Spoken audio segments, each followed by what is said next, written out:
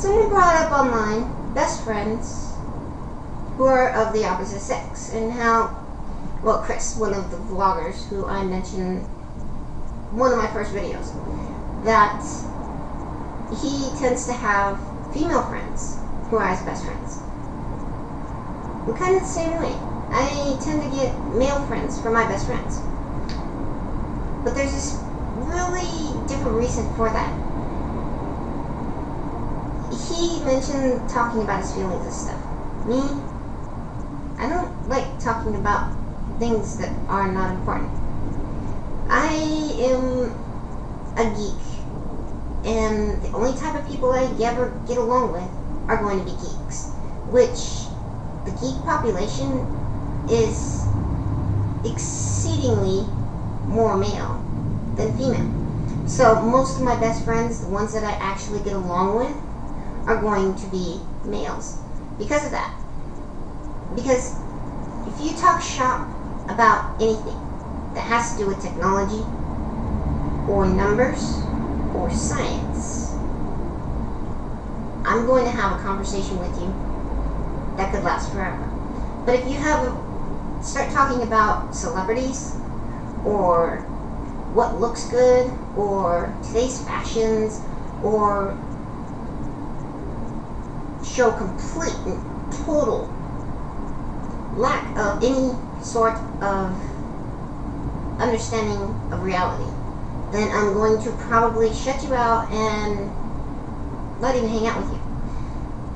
My recent best friend, my last best friend, she and I got along okay for several years, mostly because we were stuck in the shelters, and we were the oddities in the shelters, because first, neither of us were Christian, and most people in the shelters were Christian. Go figure. Neither of us had ever done any serious drugs. So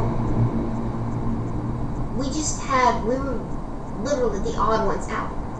We had people in the shelters would talk about their drug experiences, and we would look dumbfounded. So we ended up talking and becoming friends in the shelters. That friendship lasted for maybe a couple years after we left the shelters. And it was fine as long as we only hung out like once every couple weeks. Everything was fine. Then her other friend, and we actually hung out about once every month, but her other friend left town, and all of a sudden I was her friend to hang out with every single week. And I got sick of it.